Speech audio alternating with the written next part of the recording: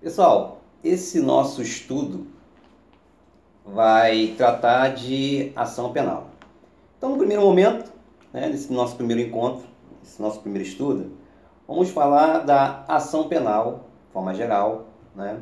Depois nós vamos passar para a ação penal pública e depois para a ação penal privada, ok? Então vamos lá. Ação penal é o segundo momento da persecução penal. Persecução penal, vamos por parte, como o didático Jack Estripador, por parte. O que é persecução? Persecução é o mesmo que perseguição, literalidade da palavra, perseguição, ou seja, ato de ir ao encalço de alguém com a intenção, com o intuito de aplicar uma punição, tá? Persecução penal, né? É o conjunto de atividades que o Estado desenvolve no sentido de tornar realizável a sua atividade repressiva em âmbito penal. Então tá, a ação penal é o segundo momento da persecução penal, depois de ter encerrado toda a fase investigatória. A fase investigatória é aquela fase do inquérito policial, não é uma fase pré-processual, né? É a fase executiva.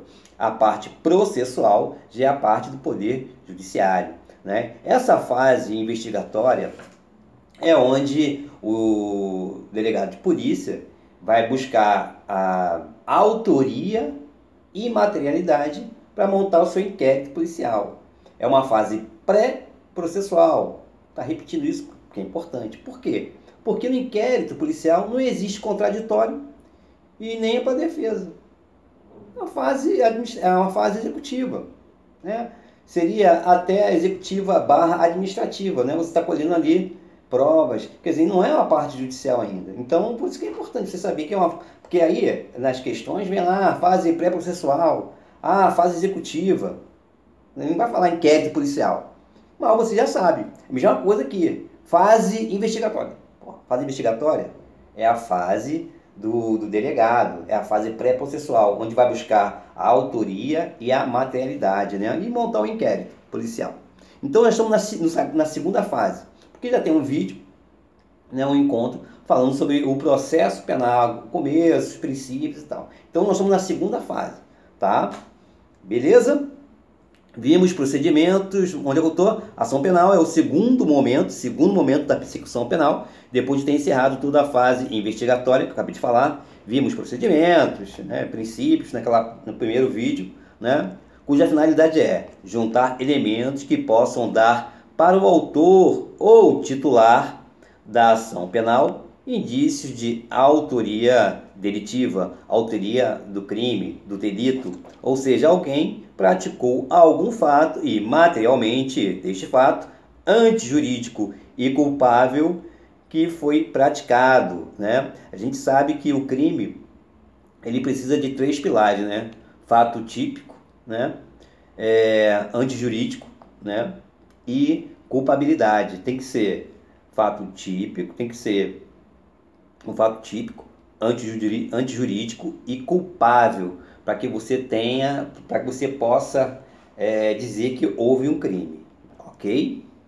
Beleza. Colhidos esses elementos, autoria e materialidade, de convencimento do titular da ação penal, né, do autor, né, autor da ação penal, passamos para a segunda fase.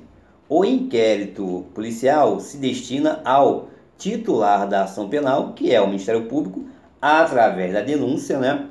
Entretanto, quando o inquérito policial, que é uma fase pré-processual, reiterando, é encerrado, ele é o inquérito policial.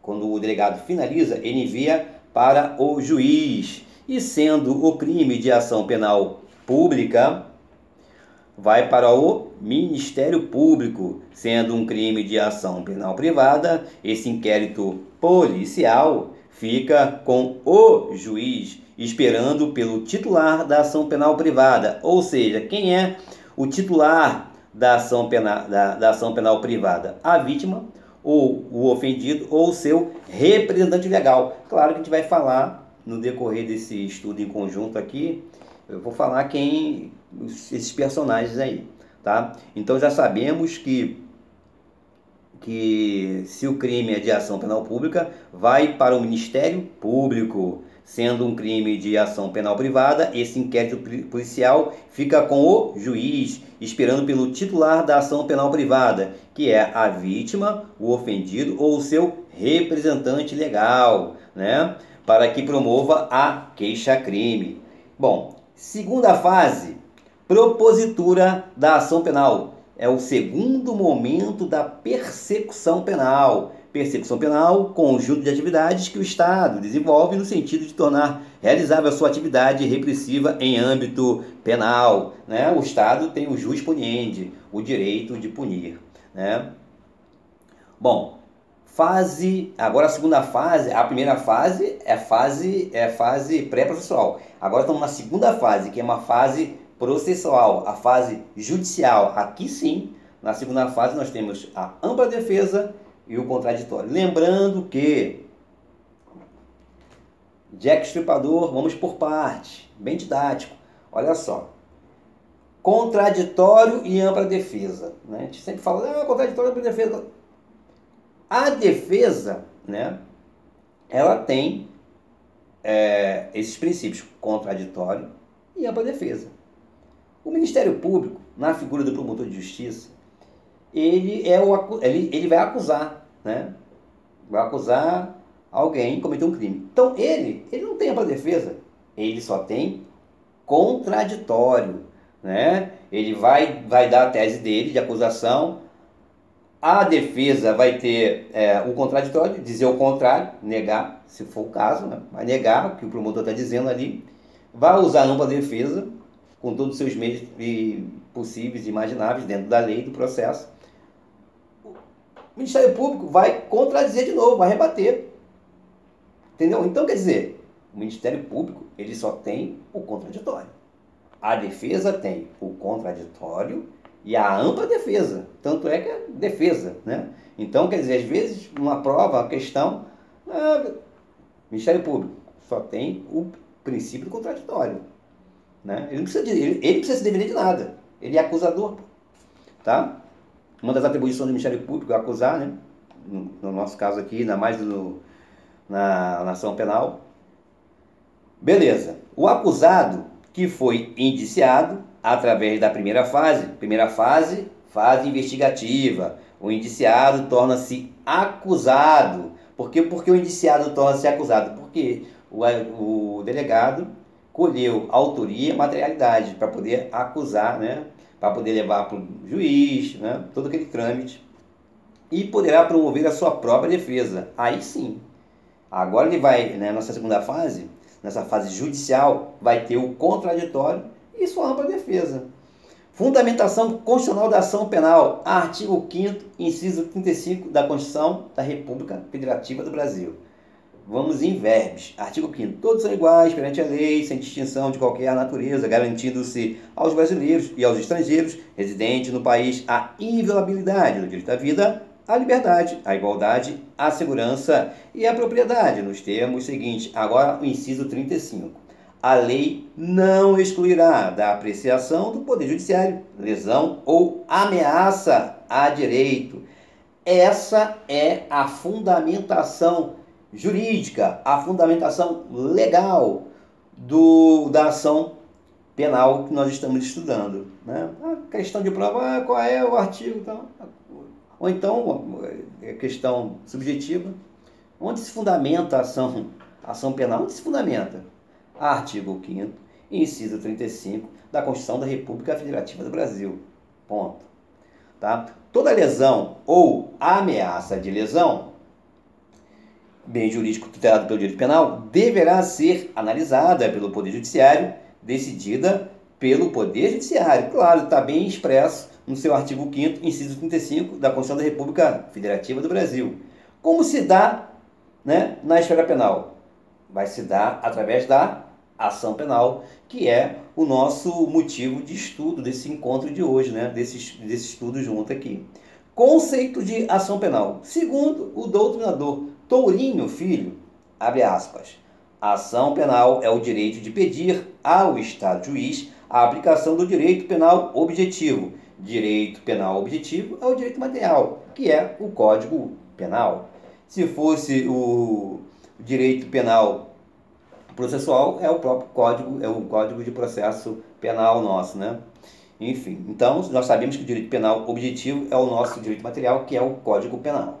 Então, nós teríamos um titular dessa ação penal, né? Alguém legitimado, titular, que através dessa ação penal vai pedir ao Estado juiz, através do seu juiz-puniente do Estado, né? Direito de punir do Estado, que aplique a lei penal, tá lá, o direito penal ou o direito objetivo, ou também chamado de direito positivo. Né? Por que direito positivo? Que é o Código Penal vigente na época do crime, né? Do delito. Ou ainda, direito material. Então é direito penal, ou direito objetivo, ou direito material. E, claro, direito positivo no sentido da sua vigência. Né? Para isso, é necessário seguir uma série de normas processuais penais que estão estabelecidas no processo penal. Né? Não se usa mais, não se aplica mais direito material o direito penal no nosso caso. Direito adjetivo em relação ao processo penal. Não tem nada disso. Em relação ao processo, não existe. Direito adjetivo. Não existe mais. Então nós temos o direito material ou direito objetivo, né, que é o Código Penal, e o direito processual, que é o próprio processo penal. Tá? Nestor Távora nos brinda com a seguinte definição de ação penal. A ação penal é o direito público subjetivo de pedir ao Estado a aplicação do direito objetivo ao caso concreto. Direito público subjetivo de pedir ao Estado, né? Direito subjetivo em relação à vítima. Ela tem um direito subjetivo de acusar ou não, dependendo do crime. Óbvio, a Lei Maria da Penha, a gente sempre fala a Lei Maria da Lenha, né? Que desce a lenha mesmo. A Lei Maria da Penha independe da vítima lá, da mulher, no caso, que sofreu, que apanhou, às vezes por motivos N, que a gente já sabe, filhos, dependência econômica, mas parente, amigos, vizinhos que viram a violência pode denunciar, tá? Direito objetivo é o seu direito de chegar e falar ou não, denunciar através de uma queixa, né, no caso, queixa-crime. Denúncia, literalmente falando, Ministério Público, ok? Então tá. Onde é que eu estou? Para isso é necessário seguir uma série de normas processuais penais que estão estabelecidas no processo penal. Temos aqui o direito objetivo, que diz que se A mata B, praticou um crime de homicídio simples, artigo 121, Código Penal, pena de 6 a 20 anos. E se for um crime qualificado, pena de 12 a 30 anos. Como o Estado juiz irá aplicar o direito material? Direito material é o Código Penal. Como o Estado, que tem o disponente, irá aplicar o direito material? Através da ação penal. Ok? Show de bola. Lembrando que toda ação penal tem que ser provocada, pois o Estado juiz, que é o Poder Judiciário, ele é inerte. Né? Ele só vai agir se ele for excitado, se ele for buscado, se for procurar. Se você procurar o seu direito, né? A sua reclamação, ele é, por si só, inerte. O titular da ação penal pode ser o Ministério Público, né? Na figura do seu representante, que é o promotor de justiça, representa o Poder Executivo. Por exemplo, pode receber o inquérito policial e verificar que não seja caso para propor ou oferecer a ação penal, solicitando o seu arquivamento, ou seja, arquivamento de plano, essa ação penal. Por quê? Porque o promotor de justiça vai analisar e vai dizer, pô, isso aqui não tem substância. Não, isso aqui a defesa vai rebater e não vai adiantar em nada. A gente vai mover uma máquina do Estado, todo um processo e tal. No caso, o promotor de justiça, pela experiência dele, vai dizer assim, não, isso aqui não vai dar. A gente não vai mover a ação porque a gente não tem fundamento. E vai arquivar. Ponto final. Tá? Arquivamento da ação penal. Caso o juiz não concorde com o arquivamento, até porque o delegado manda para o juiz, né, o inquérito. Caso o juiz não concorde com o arquivamento, o juiz manda para o procurador-geral. Aí que está o pulo do gato. Sendo analisado pelo procurador-geral essa ação penal, se oferece ou não a ação penal. Ou seja, o promotor de justiça fala assim, olha, não, nós não vamos mover essa ação, eu quero arquivar. O juiz diz assim, não, nós temos subsídios para isso, para mover a ação. Se o promotor, isso que eu estou falando, IPC, caveira, né? Não tem precisa marcar texto não, caveira, IPC, importante pra cacete que eu tô falando aqui, ou importante pra caramba que eu tô falando aqui. Se o promotor de justiça quer arquivar a ação penal e o juiz ele quer continuar com a ação penal, houve um conflito aí de entendimento jurídico. O promotor ele tem o seu entendimento que não cabe ação penal. Já o juiz, não, cabe sim. Como houve um conflito, não houve uma uniformidade no entendimento, não houve uma convicção unânime, o promotor, o juiz, o que ele faz? Ele vai levar para quem? Para o procurador-geral, que é o chefe, né? É o superior hierárquico do promotor de justiça.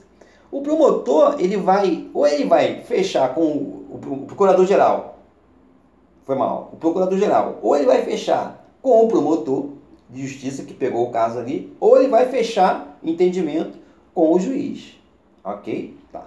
Então, o juiz não concordou com o arquivamento do que o promotor de justiça quer, vai mandar, né, todo aquele inquérito, todo aquele conhecimento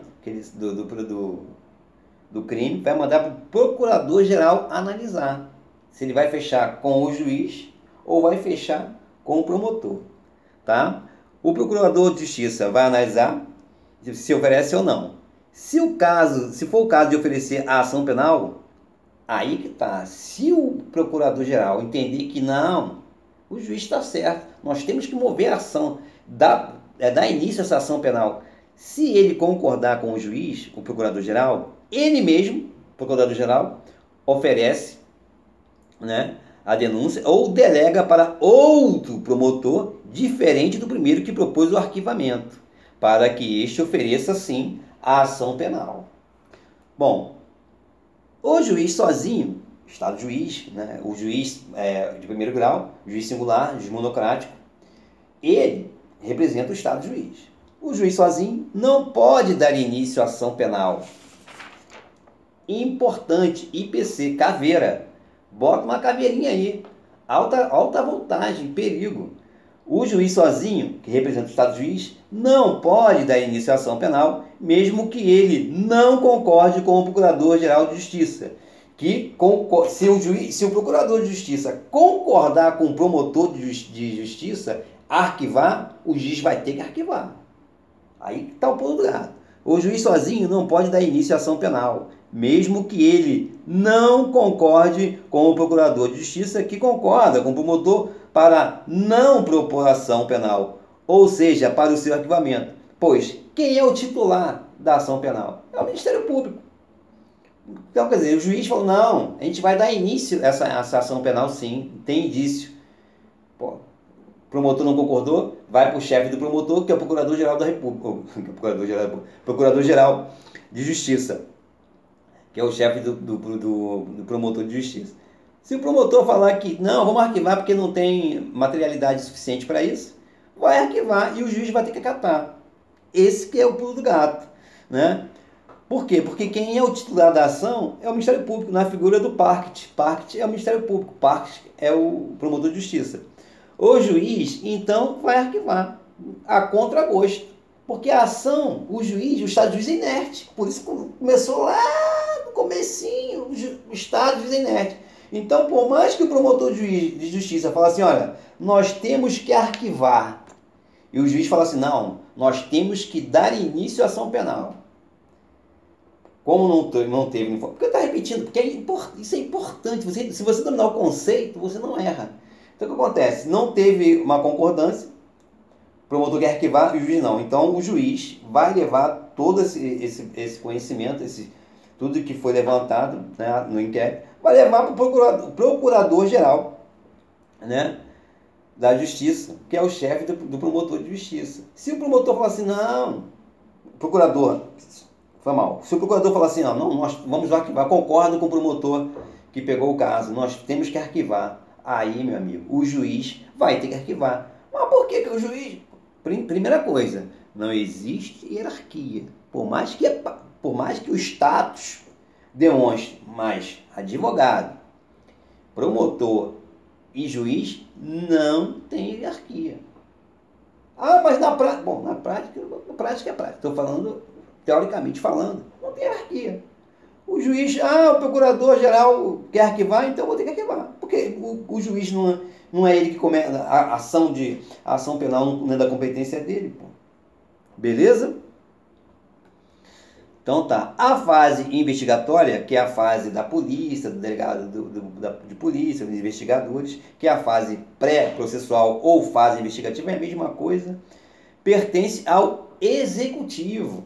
Ou seja, além de ser uma fase pré-processual, é uma fase do executivo, que é uma fase, na verdade, do inquérito policial, uma fase administrativa, não sendo representação do Estado juiz no caso judiciário. Nesse caso, na fase do inquérito, o Estado juiz não se manifesta. É uma fase pré-processual, é uma fase investigativa ou investigatória, é uma fase administrativa. Então não tem ampla defesa e nem contraditório. Só na segunda fase, né? Na segunda fase, que é a propositura da ação penal, propositura ou não, porque de repente o promotor vai entender que, pelo seu entendimento jurídico, que tem que arquivar, né, essa ação penal. Nessa fase, que é a segunda fase, que é a fase da ação penal, aí sim teremos a fase judicial, né? É onde o poder judiciário aparece, né? A primeira fase, lembrando, ela é sempre executiva administrativa, né? A fase do delegado é uma fase do poder executivo, pertence ao executivo, não pertence ao judiciário. Bom, início da ação penal. Claro que em matéria de direito vamos ter aquelas correntes, né? Aí você tem que, com a experiência, né, do teu trabalho, saber qual é a corrente majoritária, legal, e a minoritária. Até aí tá tranquilo. Mas principalmente é saber o seguinte: qual é a corrente que os tribunais adotam? STF, STJ, tem que saber, pô. Você vai entrar você vai defender uma tese, uma corrente minoritária, e ainda, além disso, vai de encontro ao entendimento do STF, do STJ, vai perder. Né? Então você tem que saber qual é o entendimento para montar sua tese. Então vamos lá, a primeira corrente, né? Porque a doutrina ela diverge no tocante do início da ação penal. Bom, primeira corrente, existe doutrinadores que entendem que a ação penal começa com o oferecimento do Ministério Público da denúncia ou queixa-crime, no caso particular, da peça inicial acusatória. De acordo com a espécie de ação penal, essa peça inicial acusatória pode ser uma denúncia, se for Ministério Público, ou uma queixa-crime, se for o ofendido, né, a vítima, ou o seu representante legal. Ofendido, vítima, mesma coisa. Tá? Ou o seu representante legal, de repente a vítima morreu. Né? Então, seus dependentes, cônjuge, né, irmão, né? Enfim, representante legal. Vai querer mover a ação. Através do oferecimento pelo Ministério Público, né, da peça inicial acusatória, seja denúncia, seja queixa-crime, é que o Estado juiz sai da inércia. Estado juiz, nesse primeiro momento, é o juiz monocrático, o juiz singular, juiz de primeira instância, sendo a própria provocação parecido com a petição inicial no processo civil, tá? Essa provocação. Bom, quais são as duas iniciais, ou seja, peças iniciais acusatórias possíveis? Se for o Ministério Público, denúncia, ou se for a vítima, né? O ofendido, vítima, ofendido, mesma coisa, ou o seu representante legal, queixa-crime, tá? Então, as duas peças iniciais acusatórias pode ser a denúncia, Ministério Público, né? Na figura do seu representante legal, que é o promotor de justiça, ou se for o ofendido, a vítima, ou o seu representante legal, será através da queixa-crime. Bom, nunca, importante pra caramba, nunca fale que a pessoa foi à delegacia prestar queixa. De novo, nunca fale que a pessoa foi à delegacia prestar queixa. Importante pra caramba, tá? Pois ninguém vai a uma delegacia fazer uma queixa. A queixa-crime só irá acontecer na segunda fase, ou seja, na fase judicial, na fase processual, tá? A fase pós-inquérito policial, pós-delegacia, onde a queixa-crime dará início à ação penal. Então, o que acontece? Ninguém vai na delegacia prestar queixa-crime. Por quê? Porque nessa fase, não é a fase processual, né? Aí que tá. A fase processual de queixa, desse termo, queixa-crime, queixa, é na segunda fase. Então ninguém vai na delegacia prestar queixa, tá? Que a gente chama de queixa-crime, ou popularmente falando queixa, na delegacia. Por quê? Por quê, Mauro? Calma que eu explico. Estou explicando. A queixa-crime é ação penal.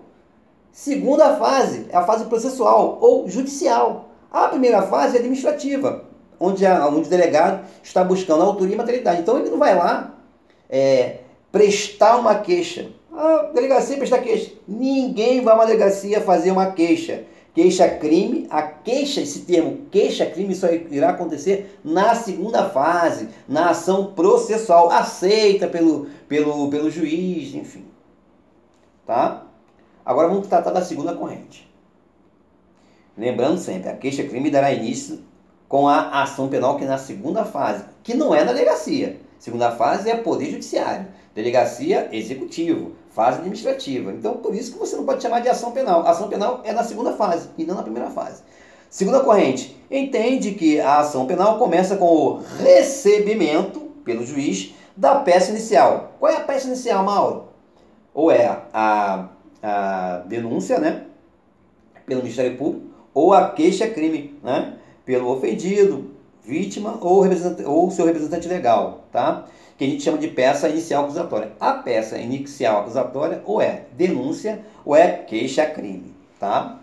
Uma coisa é oferecer, pois o Ministério Público oferece a denúncia. Outra coisa é o juiz receber, no recebimento. Entender que aquela ação ali, eu vou receber sim, porque tem toda a materialidade, tem toda a autoria, enfim. Tá bem claro, né? Tá bem claro para o juiz que tem fortes indícios ali, tá? Outra coisa é o juiz receber, ter a sua cognição. Cognição é conhecimento, né? Sobre a peça inicial acusatória. Qual é a peça inicial acusatória? Denúncia, Ministério Público, ou queixa-crime. Vítima ou ofendido, que é a mesma coisa, ou seu representante legal, tá? Vê se não é o caso de rejeitar a denúncia preliminarmente, né? O juiz que vai ver se vai rejeitar ou não essa denúncia Ministério Público. Preliminarmente, manda o réu se pronunciar, aí que tá. O juiz vai ver se é o caso de rejeitar a denúncia preliminarmente, inicialmente, manda o réu se pronunciar e este se pronuncia. Vendo o pronunciamento, ou seja, a resposta do réu, no caso, a resposta do indiciado, né? Do réu, no caso, que já virou réu.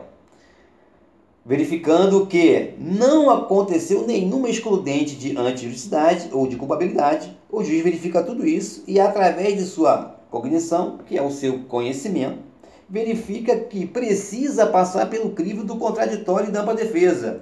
Se passar pelo crivo do contraditório e da ampla defesa, já estamos na segunda fase, na primeira fase não tem contraditório e nem ampla defesa, porque é a fase do inquérito policial, fase administrativa, já falamos sobre isso, mas tem que massificar, tá? Se passar, o juiz recebe a denúncia e dá início à ação penal. Por quê? Porque o juiz vai analisar se tem alguma excludente de antijuridicidade. Foi legítima defesa. Então não tem por que o juiz aceitar essa ação penal. De culpabilidade.